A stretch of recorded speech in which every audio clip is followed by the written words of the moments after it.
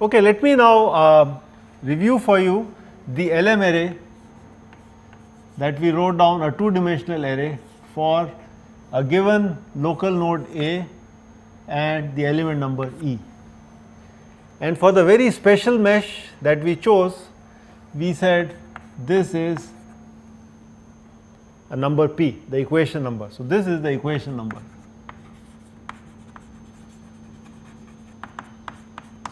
And we said in general, except for maybe the last element, this actually is given as E for A equal to 1 and E plus 1 for A equal to 2.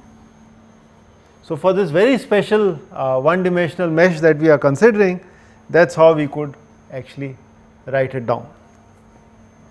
Now, let me spend a little bit of time in trying to place for you the physical interpretation for KD equal to F. What does the matrix K mean? So, the matrix K, if you recall, is going to look something like this. This is a n by n matrix and it is going to hit the vector D. So, this is K, this is D and this is F.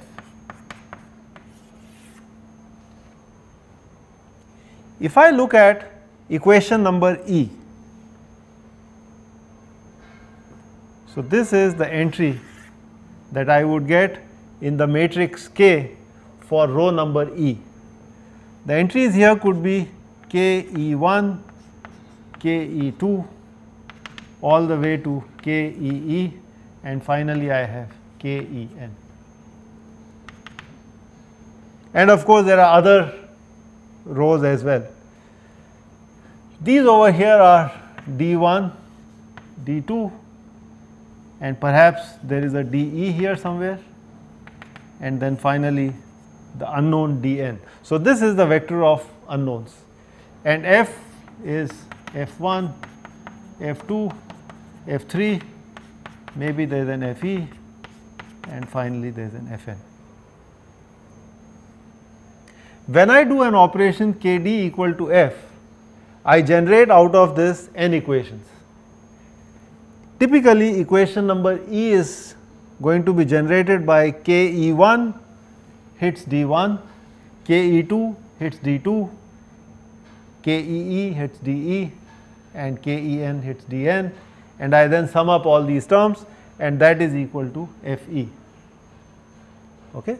So, the row of each of this K represents an equation number and the columns, they represent the coefficient of these D's that I am going to generate in the equation. So, if I had to expand this, it looks something like this: Ke1 D1 plus Ke2 D2 plus Ke3 D3 Kee De plus all the way to Ken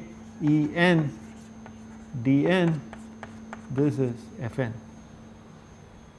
So, row represents the equation number and the column represents the coefficient that you are going to get for the corresponding unknown number.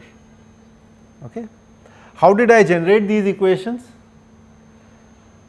Actually, if you think about it, all I have done is I took the strong form Uxx plus F equal to 0 and then I because it is a finite dimensional space, I actually took the product of this entire equation with W1, W2, W3, W4 all the way to Wn. So, I had to generate n equations and I took n weight functions, but then since the W's are arbitrary, I ended up generating the first equation with simply n1, the second equation with n2, the third equation with n3, the eth equation with ne and finally the last equation with nn. Okay. So, each of these equations you can imagine is actually generated by taking the corresponding basis function. So, I took the first basis function and use that to generate the first equation and vice versa. Okay. Now what we want to do is understand that given these LM arrays and given the small k matrix, how do I carry out the assembly operation? So this is what I would end up doing. So I will assume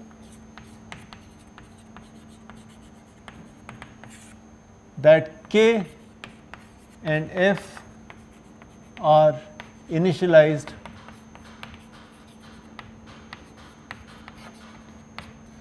to 0. So first I take the k matrix and f vector and put zeros everywhere, okay, and then I loop over all elements, okay. So the idea is that if this is my mesh, this goes from 0 to 1. So this is my first element, this is my second element, this is my third element, and so on. So I am now going to loop over all these elements one by one. So I go to the first element and then I calculate what is my k for that element and f for that element. Of course, for the first element E is 1, so I will have a 2 by 2 k matrix and a 2 by 1 vector for the first force vector. And these values I need to put in this k and f respectively, okay. Then I go to the second element. Now I have already used the contribution for the first element. I go to the second one and I add to whatever is already in the k and f and add the values for the second element to those k and f matrices. How do I do that? So the operation would be the following. So I will look at k e e and replace this with k e e plus k 1 1 e, okay. Notice my k matrix has these 4 entries, k 1 1 e, k 1 2 e, k 2 1 e and k 2 2 e. Likewise, my f has these 2 entries, f 1 e and f 2 e.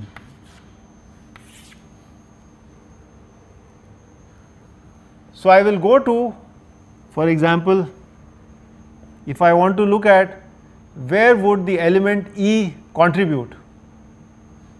So element E, as you know, would contribute to equations E and E plus 1. So it would contribute to this equation and another equation over here. What about the rows where it involves the unknowns E and E plus 1? So it would involve these 2 columns, E and E plus 1. So actually you will be able to see that the small k matrix contributes to these 4 locations in K and it contributes to these 2 locations in F. So I am going to write that down explicitly for you. Similarly, if I look at K 1 2, I would replace whatever exists at K E and E plus 1 to K E and E plus 1. So this notation is that whatever exists at this location, I simply add this quantity to it. I can also do it for E plus 1 E. So that would be K 2 1, and then finally for K E plus 1 E plus 1, I would add it to this notation, to this location K 2 2 E. Okay. So 4 values and they are added to 4 locations. So that is actually part of the assembly operation. So it is a little bit different than addition. When you add 2 matrices, they usually have the same size. Okay. I can add a n by n matrix to another n by n matrix. The problem here is the small k matrix is 2 by 2, but the large K matrix is n by n. So I need to first find out where these entries must go, and then I have to add them to the correct location. Okay, so that's the assembly operator. I can do the same thing for F. So Fe would actually replace Fe plus F element E1. Similarly, Fe plus 1 would be replaced by F2E. So once I have this Ke and Fe, I actually loop over all the elements and keep adding till I exhaust all my elements. What is the advantage? Remember how we were supposed to form this equation system. This is Kd equal to F, and if I want to form the first term K11, then K11, if you remember, or if I look at simply Kab, that corresponds to A of Na and B. So what I would do is, if I had to go in my brute force method, I would loop over all A's and B's. So this is a n by n matrix. So if I want to form Kab, then I would do an integral from 0 to 1. So over this entire domain, that means over all the elements of Na and B, and I would do this essentially n square times, because I have n by n entries. In this method, what I am doing is I am looping over all the elements. So I loop n times, right, and within each one of them I calculate this 2 by 2 matrix and the 2 cross 1 vector, and I simply add it to the right location. So I am saving a lot of computations. Of course, the answer would be exactly the same, that is the idea. So this assembly is simply a smart way of doing things. There are even better ways, but I do not want to confuse you. This is one efficient way of implementing this. A point to be noticed is that K is a symmetric matrix. So actually this term and this term are going to be identical because they are symmetric. Likewise, K12 is same as K21. So you do not really have to assemble this differently. You can only do these 3 operations, that would suffice, because it is a symmetric matrix. All right, to sum up,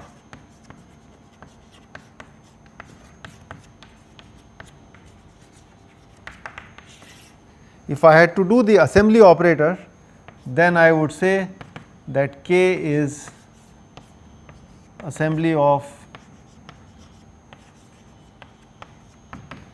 and F is assembly of 1 to NEL Fe. Next, what we want to do is, can we take some special case and see if K and F can be evaluated explicitly, and then maybe for a simple mesh I will try to show you how this assembly operator works. Okay, let us do this explicit computation of the stiffness matrix local and the stiffness vector. So let us first do K A B E.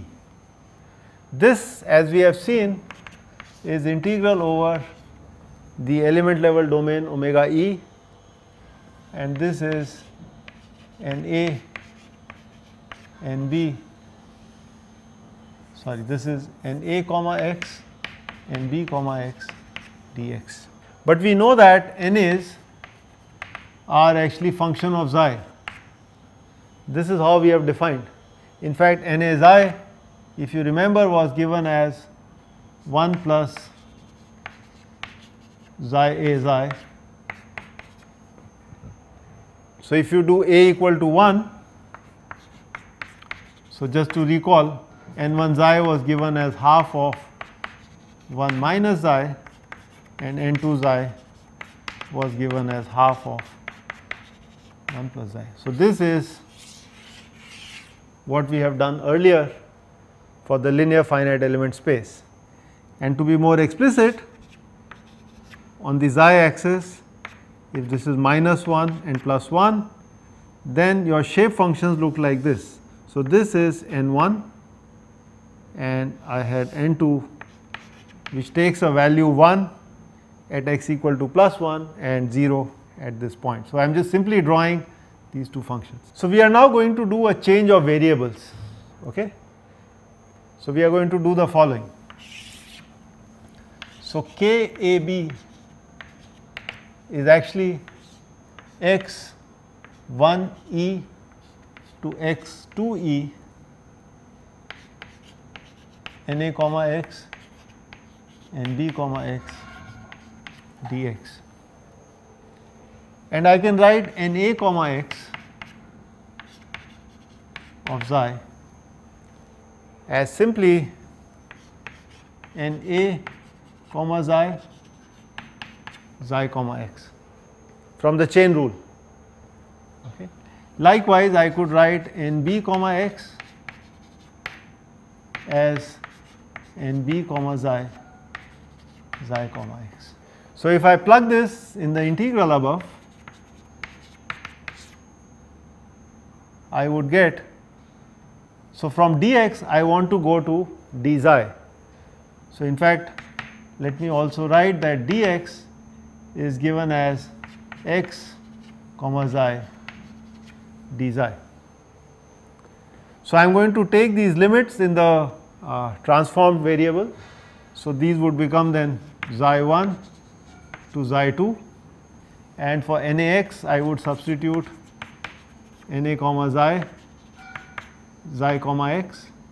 For nb comma x it would be nb comma xi xi comma x, and for dx I would have x comma xi d xi.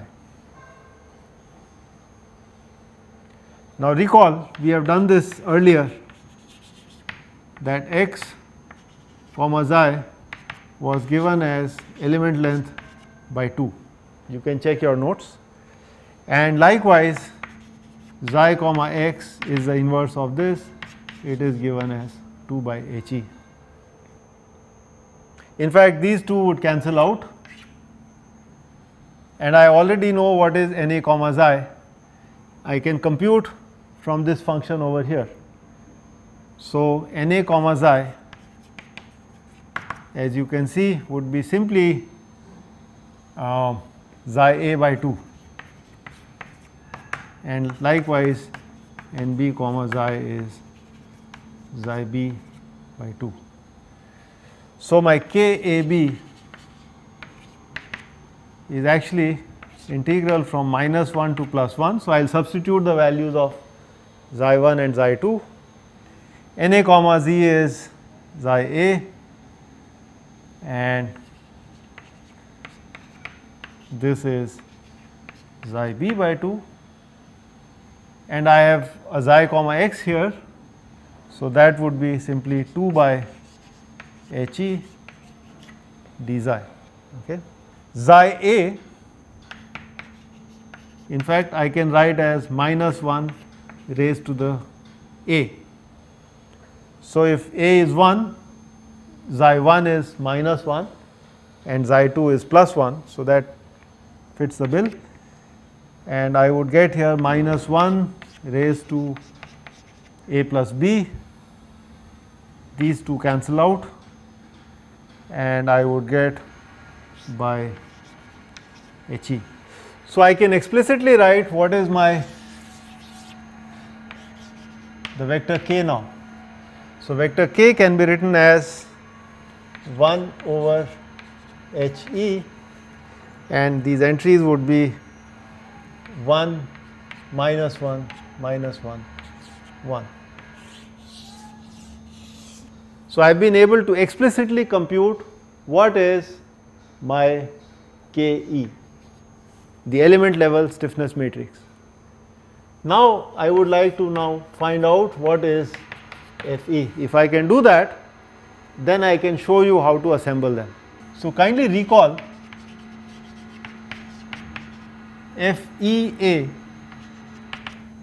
is given as integral over omega E Na comma f dx, plus we had two boundary terms, one because of a Dirichlet boundary condition and the other because of a Neumann condition, and I actually clubbed them together in the earlier session, and this was given as delta A1 times H if you are in the first element, and it is minus K A2 times G if you are in the last element, and actually it is 0 otherwise. So these terms come into effect only for the boundary elements, okay, and of course they need a special treatment. I am more interested in this term.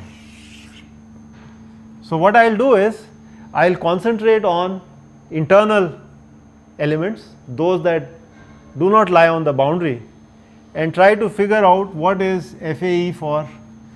So we will estimate FAE for internal elements. By internal elements I mean E is not equal to 1 and it is not equal to number of elements. They are the elements in between. Because I want to avoid computing these terms, of course they can be computed and they have to be computed when you are solving a real problem, but I do not want to spend time on this in the session here.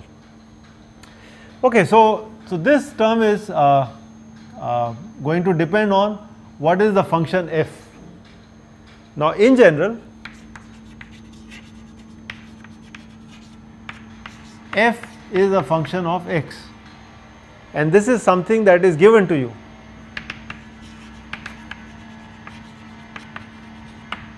This is part of the strong form of the problem.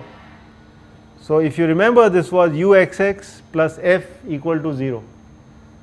Okay, so this is a quantity that is given to us, and depending on the form of f, we would have to compute this integral. But we can simplify this. So we want to simplify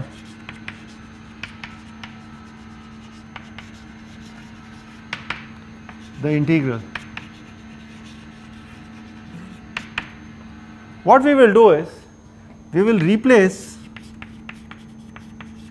f with fh, which is an approximation. So this is what we are going to do.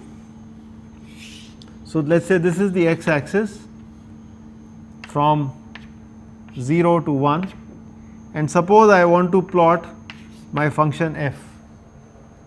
Perhaps it has a form like this. Okay. What I will do is, I will assume that these are my nodes.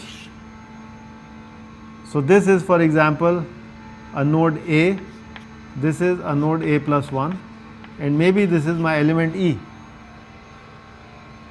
So I am going to take these values and I am going to call this as F1 for element E, and this value is F again for element E, but node 2. So I am talking about local node numbers 1 and 2 for this element E, and these are the two values that I will isolate. And then in between I will assume that there is an interpolation. Okay. So FH is actually given as F1E times N1 plus F2E times N2. So FH is an approximation to F, and I will simply do it by linear interpolation. I do not have to do this. If I want to do it exactly, I can still go ahead, but for simplicity we will assume that suppose the data is given to us at the grid points, then we can go ahead and use this approximation. Now I am going to plug in this fh in this integral and calculate it explicitly.